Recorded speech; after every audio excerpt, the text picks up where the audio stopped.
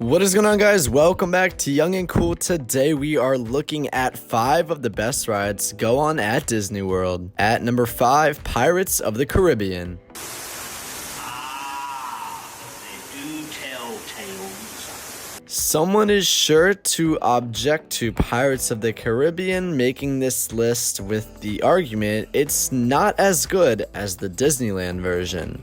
Well, The Godfather Part 2 is not as good as The Godfather, but that doesn't mean it's still not one of the greatest films of all time. Same goes for Pirates of the Caribbean. Regardless of its truncated duration, Magic Kingdom's Pirates of the Caribbean is an all-time classic. The attraction transports guests to an area when pirates pillage the Caribbean, putting guests in the midst of the action and misadventures.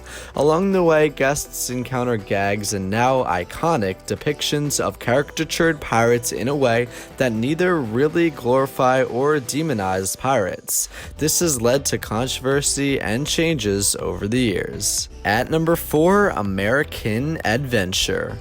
America did not exist.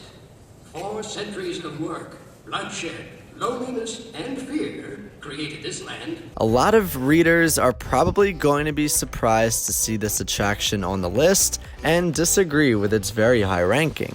American Adventure is an only of its kind achievement that represents the best of the incredible Imagineering that went into bringing Epcot Center to fruition. As such, it deserves a spot on this list.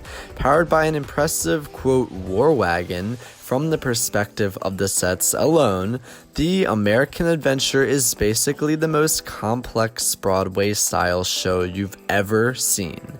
Now, add it to the fact that it utilizes audio animatronics rather than human actors to deliver its stage show some of key moments in American history, and then there's the show itself, tactfully presenting moments from our American Adventure that are poignant and engaging.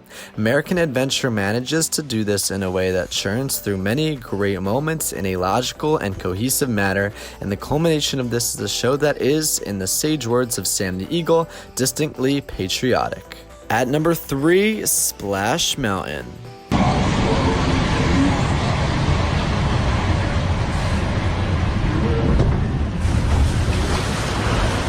Loosely on the controversial animated film Song of the South, Splash Mountain excels because of the way it offers a satisfying audio animatronics-driven extravaganza, while also providing thrills and water. There's really something for everyone in Splash Mountain. Splash Mountain is one of the top 5 ticket attractions Imagineering has ever created, both a masterpiece and a favorite of pretty much every guest, and rightfully so. At around 13 minutes long, the attraction is pretty long. It has faultless sets that are filled with details, audio animatronic critters who actually have character, great and catchy songs in How Do You Do, Everyone's Got a Laughing Place, Bros Lament, and Zippity Doo Dah. Even the pacing of Splash Mountain is perfect. I've been on Splash Mountain probably over 100 times at this point, and I still notice new details with each new ride through. While that's great, what I really love about Splash Mountain is its incredible lived-in sense of place. This could be said about a few attractions on this list, but nowhere else do I think that's more true. From the birdhouses that line the area to the poster for Swamp Boys in the outdoor queue, Splash Mountain feels like a real place with a lot more lore than what's told on the ride. Even with as much detail and depth as this attraction has, it always leaves me thirsty for more. At number 2, Tower of Terror. Although fans might point to the more recent additions, the Twilight Zone Tower of Terror was the first Walt Disney World attraction to have a land built around it. The experience begins as soon as guests step foot on Sunset Boulevard, seeing the glamorized old Hollywood contrasting with the foreboding tower in the distance.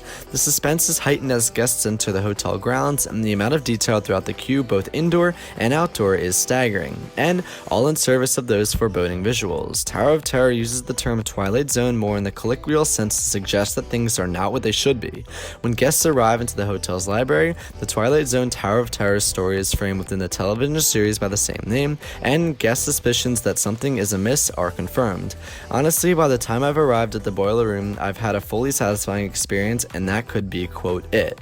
But it is not. The hotel, now a permanent fixture of the Twilight Zone, reopens for tours, and bellhops invite guests to explore what happened throughout the fateful night by going aboard a still operational maintenance service elevator for a spooky, thrilling, and referential experience. All of these things combine to make Tower of Terror the most thoughtful and story-driven thrill ride of all time. And finally, at number 1, Haunted Mansion.